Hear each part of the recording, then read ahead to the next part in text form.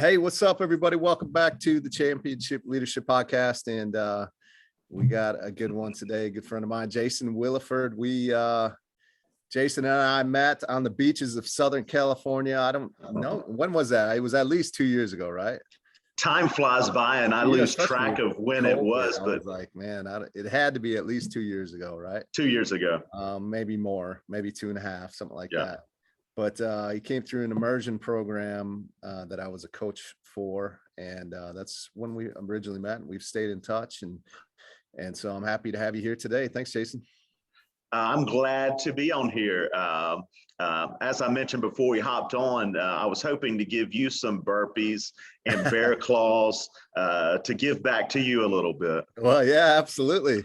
And full disclosure, I deserve them. We were supposed to be doing this at like 10 a.m. my time, and I made a mistake. You know, details definitely matter, and my details were not paid attention to as well as I would have liked for that one. But he's gracious man, and he forgave me. So here we are.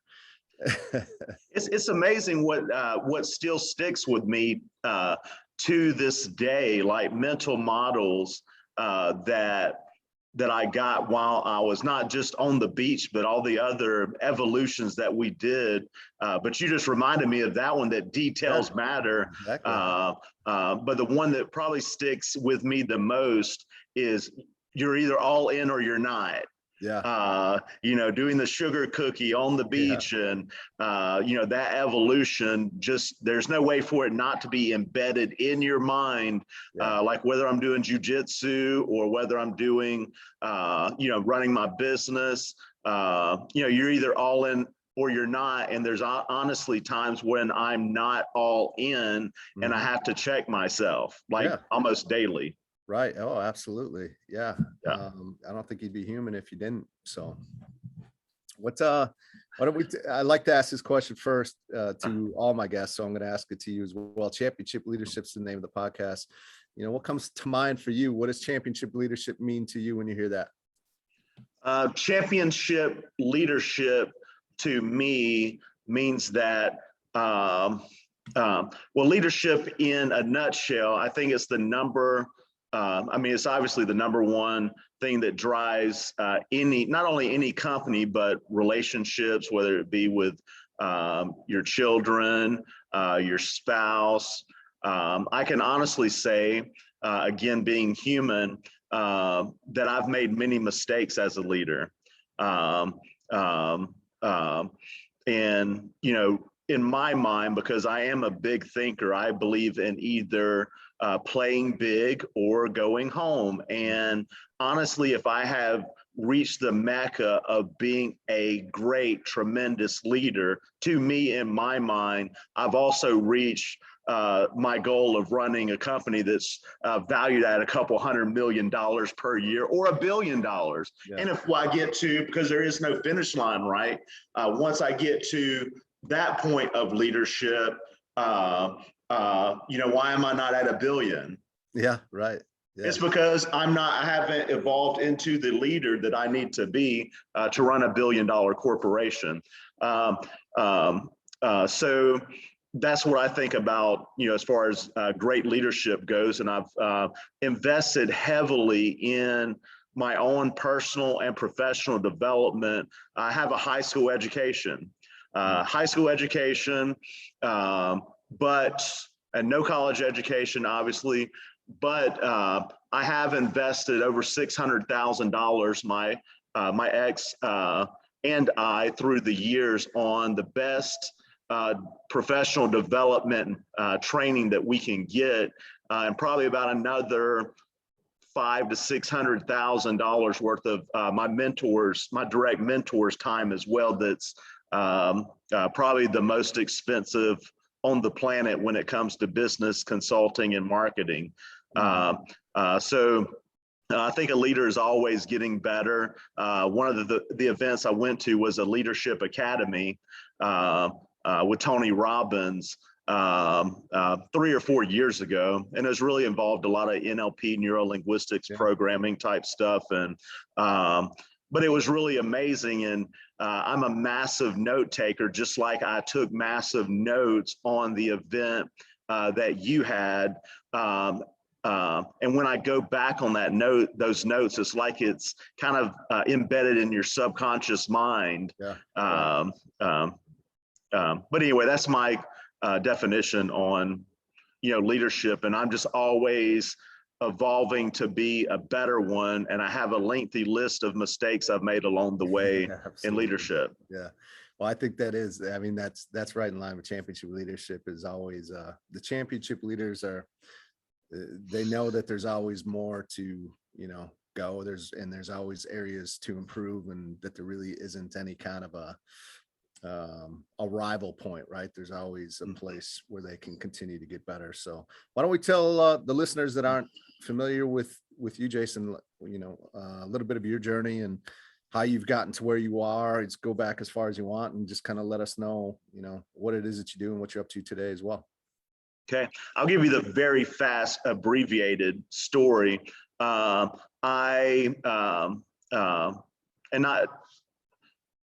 just an open book where I used to not tell people certain things, but I'll go ahead and tell you, because there may be one person on the podcast that this positively affects. I almost died last year. You may have seen pictures of me. I think you even sent me messages of me being in the ICU. Almost died last year. Then I got COVID 2 weeks after, almost after the ICU. I was still in excruciating pain. Then I had the opportunity to interview Arnold Schwarzenegger, and when he's like a lifelong hero of mine, and I was like, hey, I don't care how I feel, and I guess that's a quality of a leader, to keep pushing through. So I did it anyway. There's only a couple of questions that I got to ask him, but it was really a cool experience.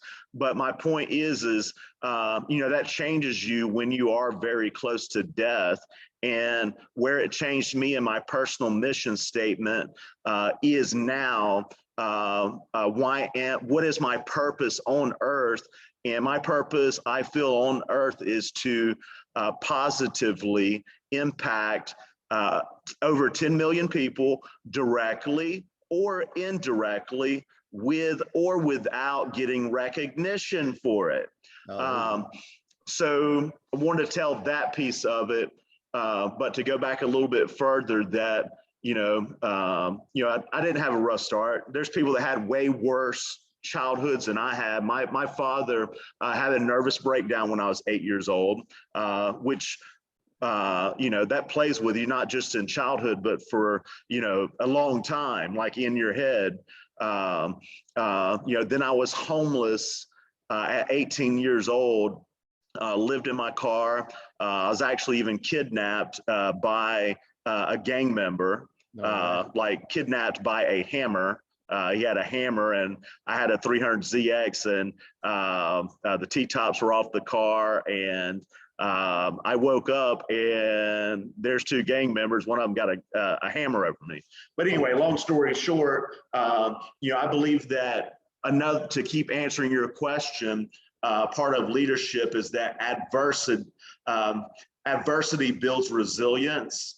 And that's why I tell those stories as well, because there's probably other people that, again, listening to your podcast that, has tough things that they're not past it, they're still going through. So I just want to let them know that, hey, you can get through that stuff. What literally saved my life was when I was 22 years young, because I'm not 22 years young anymore, I'm 45 years older, is sales. I got into the 100% commission sales when I was 22, selling vacation ownership, which is a sexy word for timeshare. Got to live in some beautiful places.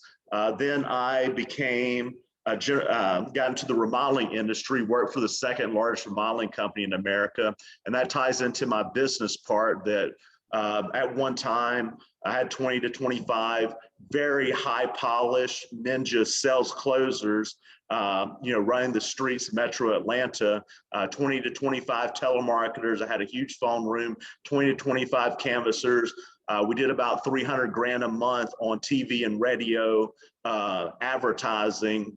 So I learned a lot of things in that industry that tied over into the real estate industry that I got into in 2011. My partner and I, we founded Real Estate Expert Advisors. We exponentially grew that company. It became the 354th fastest growing privately held company in America per Inc. magazine. Then the next year we hit 904. Then the next year we hit 1345. So we were blessed and we busted our ass to have exponential growth year over year. My personal greatest mentor is a gentleman named Jay Abraham, which is also who I co-authored my book with, The Ultimate Real Estate Machine, here's my shameless plug, that it'll be launching November the 30th. But there's, which is surreal to me to get to work with. He's as some people look up to Brett Favre or Joe Montana or whoever it may be. He's my hero in business. Right. And so it's very surreal to get to work with him, the way that I get to work with him. So fast forwarding back to right now, my partner is now my ex in life as well, and she's an amazing woman. She does a lot impacting the world. I think she just released her second book as well. We're trying to get our daughter, not trying to, she'll end up writing her book. She's 12 years old. She has absent seizures, and she wants to write a book on absent seizures. So that's another thing, leadership, leading by example. Yeah. Most importantly, business is one thing, but as Tony Robbins says, success without fulfillment is the ultimate failure. And if you're so busy in your business and you don't get to spend the time with the people that you love, and you're not impacting your kids' lives, and I can do a lot better job there. Sure. But I'm just very thankful, and even the book is dedicated to two people. One is dedicated to Jay Abraham and his lifetime body of work, but it's also dedicated to my daughter and how proud of her that I am with her battling the absent seizures that she's been battling. Mm-hmm. So she's another one of my heroes, to be doing competitive cheer, to want to write a book, to want to help people, to love on people. Excuse me if I'm rambling a little bit, but I want to give you the fast forward to where I'm at right now, and launching Platinum Real Estate Coaching, which is a coaching organization for top performing real estate agents and team leaders throughout US and Canada. Mm-hmm. Yeah. And that's where I'm at now. I love it. And you're in Miami Beach, which is a wonderful place to be as well, right? Located there. It is wonderful. It's amazing who you meet here. Like I met, you're into MMA. I met Nick Diaz here. They became Nick Diaz and Martin Sano Jr. They just fought, both of them fought on separate tickets this past Saturday. Also, I went and I had a drink at the Betsy, which is about 3 blocks down from me on Ocean Drive. And I was having a drink there and chatting with this gentleman. We were joking around, and it ends up being the CEO of Carnival Cruise Lines. No way. Arnold, I think his name's Arnold Donald. Amazing guy, great guy. But yeah, it's been really cool. It's been good for me. Yeah, absolutely. Well, why don't you talk a little bit? I know you mentioned it, but it seems like it's been a big shift for you. And oftentimes this is kind of a question that I would typically ask maybe towards the end, but I want to get into it a little bit. Is you ended up in the ICU, which obviously, we have moments, critical moments in our life. I would imagine that this one definitely falls into that category of a critical moment for you. And oftentimes we come out of those experiences if we're able to, which thank God you were able to come through that experience and still be here and healthy. And maybe you could talk about what it was like to, in a way, I would imagine, get blindsided by that. And then how have you used that to continue to go out and make the impact and change the personal mission statement that you have because of that?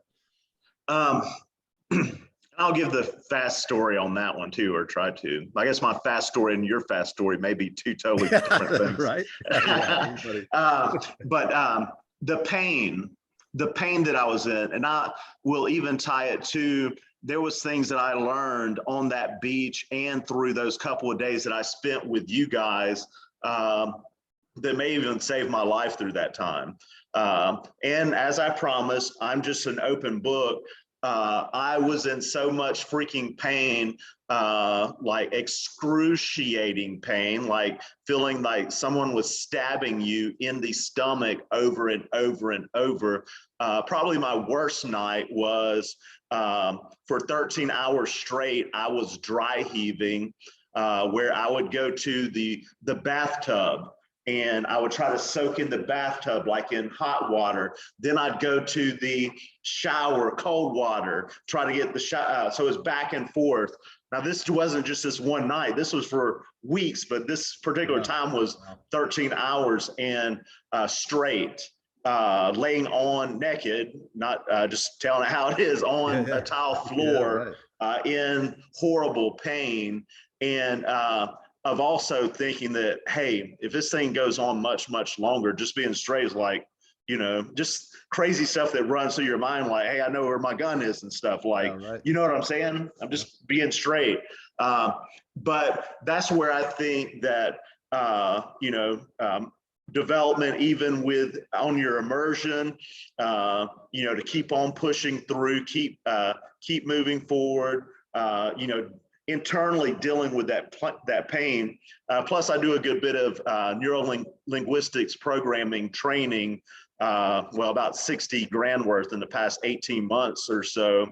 And that's really programming your own mind to get what you demand out of life. But I think some of that stuff also helped me internally deal with the pain that I was in. But yeah, when you're sitting in that ICU and someone in the room next to you dies and you see the, you know, family coming in, you know, it's the last moments and things like that, you know, there's no way to go, you'll never be the same again. Yeah.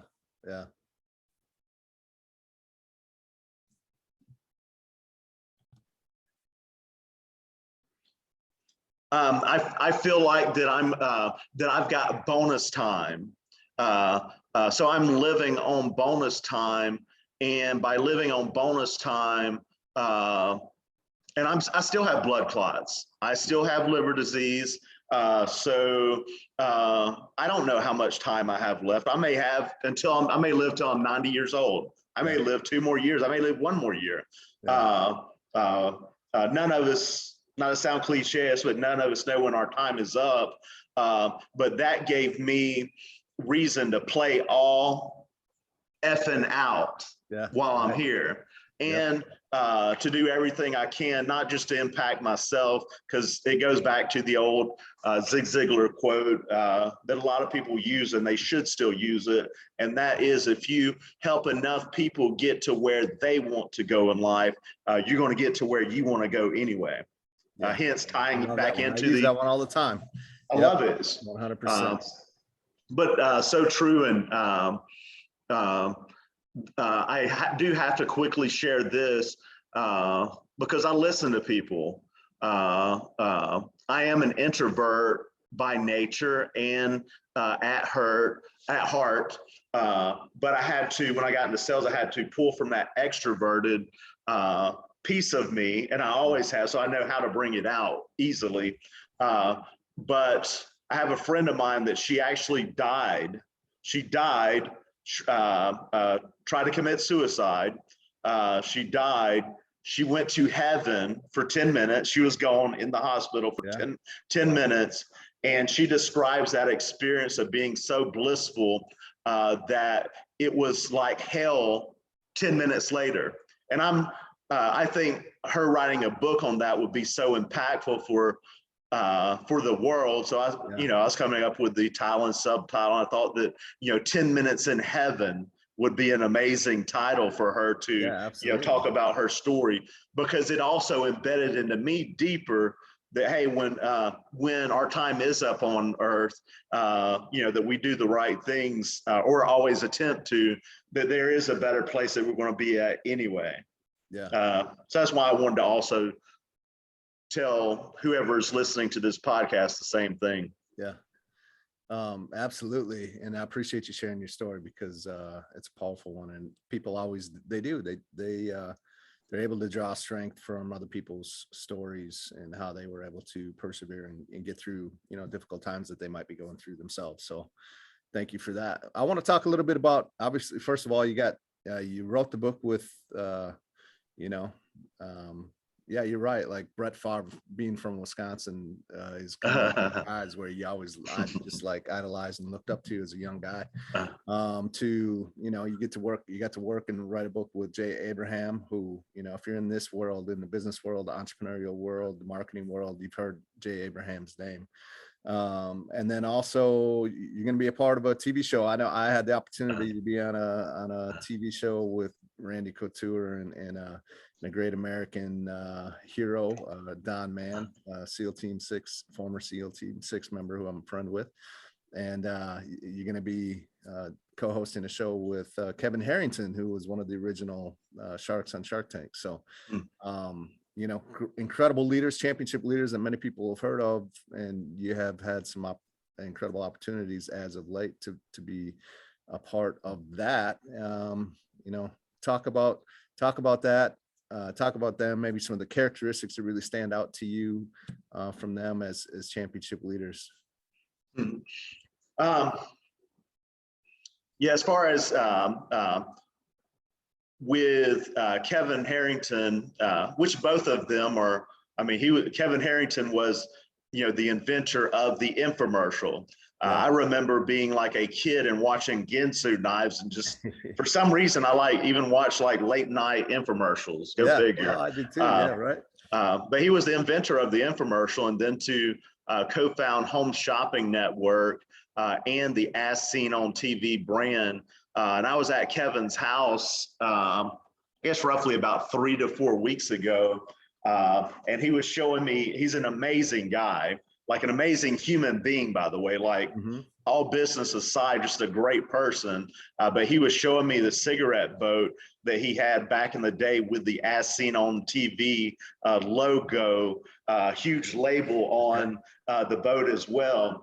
But really, if it comes down to one characteristic between Kevin Harrington and Jay Abraham that I could pinpoint the likeness, it would be and how they treat people.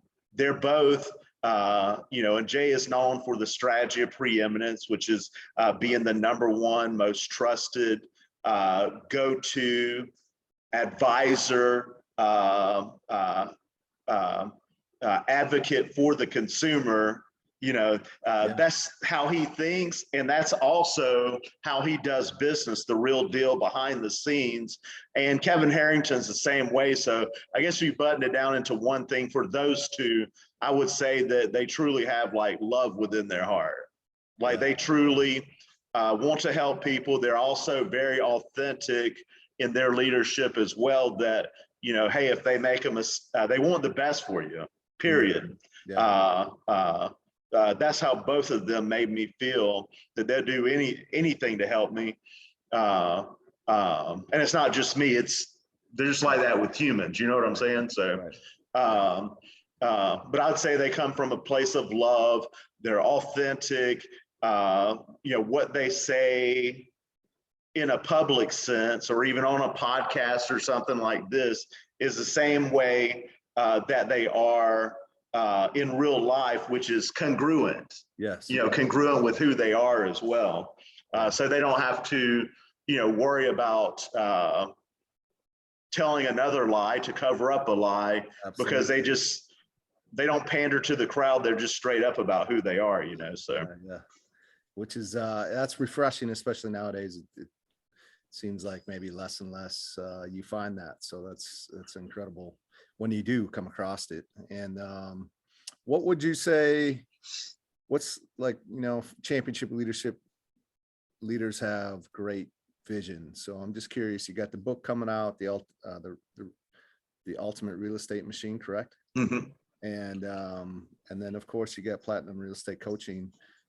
Agents on Fire is the name of the TV show with Kevin Harrington. Agents on Fire. Okay. Yeah, and episode 1 is actually going to be filmed in Blue Water Studio, which is Harrington used to own that, and it's a real deal studio. Like I don't know exactly how big it is, but I heard it's around 30,000 square feet total, and we're actually going to be doing the filming in Billy Mays' studio, the infamous and late, he's passed away, and legendary Billy Mays. So it's going to be a cool experience there. But what Agents on Fire TV show is about is it's a contestant style reality show that the 3 finalists from the casting episode, there'll be about 30 agents there for the casting episode, but the 3 agents are going to compete through evolutions for a big grand prize at the end of it. So it's going to be really cool. It's going to be fun. I want a season 2. So we want it to be as fascinating, as intriguing, as impactful as possible. Yeah, absolutely. So it's going to be a lot of fun with the TV show. Then, you know, with the book launch is November the 30th. It's called The Ultimate Real Estate Machine. Jay Abraham and I, of course, it's based upon building a prestigious brand exponentially in real estate that's highly profitable, that's built with longevity and sustainability, but also doing so with the least amount of risk and expense involved too. So there's a lot of hard lessons learned with us growing an Inc. 500 company. So I believe it's really cool because it's taking Jay Abraham's timeless principles and how we utilize those principles in real estate. Vehicles change, right? But principles don't change. Yeah, absolutely. So it's going to be real cool, and I'm having a book launch party, and you're invited to come to it. It's going to be on a super yacht, Miami Beach, sometime in November. We haven't locked down the exact date for it yet. I already have the boat, just don't have the exact date. But yeah, it's going to be really cool. Awesome. Yeah, I would love to be a part of that. Very good. Yeah, it's exciting. It's awesome that you're up to big things, like you said. And I love kind of part of what you said earlier, sharing your story, talking about how you were kind of naturally introverted and how to get out of that. I had a conversation today with a good mentor of mine, actually in Scotland, but oh wow, we had a good conversation, and he's a pastor, and so he's talking to me, and he's just talking to me a little bit more about like a lot of people wait for open doors, right?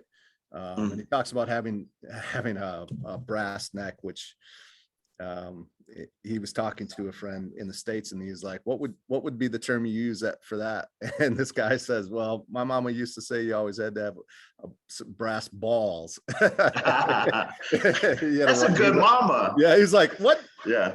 Your mama said that. So we had a good laugh about that, but he's like, a lot of times we wait for the open door when sometimes we have to be a little bit more boastful, or a little bit more. You got to have that brass neck, and sometimes you got to go out and create some of these opportunities for yourself. And I'm a bit introverted myself, and so it's if you really want something, if you really want to go make some difference and change and make an impact, That's it. That's a great point to take out of this, is that sometimes you got to go make it happen. You got to open the door yourself. Actually, chapter 2 of the book, Damn. and this book is also like, it's not just like there's, you'll get anybody in any industry will get takeaways from it, but where it relates to what you're speaking of about introverted and breaking out of that, chapter 2 is unleash your creative breakthroughs genius. And it even talks about in that chapter like how to have breakthroughs, and that's a breakthrough I didn't know that I was doing. Well, I did know that I was doing. I was intentional when I growing up very shy when I was young, that I knew when I got into timeshare sales, which is very tough sales, they're coming in there for a free gift, and 90 minutes later, that's your job to convert them to a $30,000 sale. And that was $30,000 20 years ago. Right. So it's like a $50,000 sale now, or whatever it is now. But I had to have mental breakthroughs to be able to do that, because it lives within all of us. None of us are, and I generalized myself, and I shouldn't have done it. And you just did too, that, hey, I'm an introvert, which is a bullshit story that you and I can tell ourselves if we're not careful, because both of us have introvert and extrovert in us. So I really had to, pull that out to get where I want to go in life, because I knew I did not want to go where my life was headed. So I had to break through. Just like your immersion allows people to break through to get what they demand out of life. Right. Yeah, absolutely. Yeah, 100%. Well, we will, as this comes up, this will probably release a bit before November 30th. Is there a way, do you have pre-orders right now, or?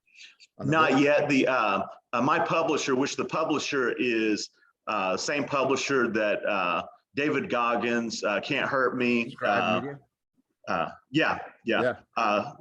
think it's Lion's Crests.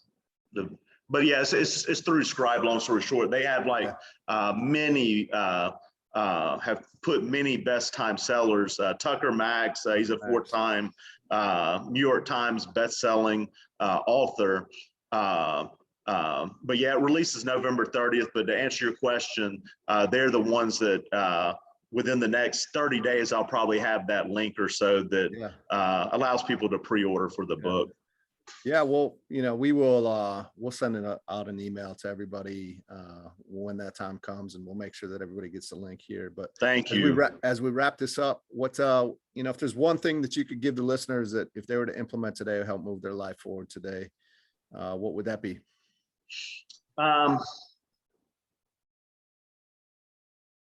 That would be, and I have a crazy, I have a 20-foot. Can you see it, that mirror? Oh, wow, yeah. That's my vision board. And I have, for those of you listening, he's got a big, huge wall with a mirror and dry erase notes all over it. Yeah, and I put new stuff on it as well. And I'm just looking for, because I can pick out a lot of stuff off of there. But, I guess one thing is that I'll go ahead and use is a winner is someone who is not afraid to lose. So there may be people listening to this podcast. There's times that I get in the moment, and you're a freaking drill sergeant, right? And I'm sure there's times that you get into the moments too, maybe not as much, but where fear can creep in, where it may be disguised as something else, where it doesn't appear to be fear, but there's a reason why you may be procrastinating to do, not you in particular, but others could be procrastinating to do what's really freaking important, that's going to drive them not only just in business, but maybe it's something they need, a phone call they need to make to a family member or whatever it is.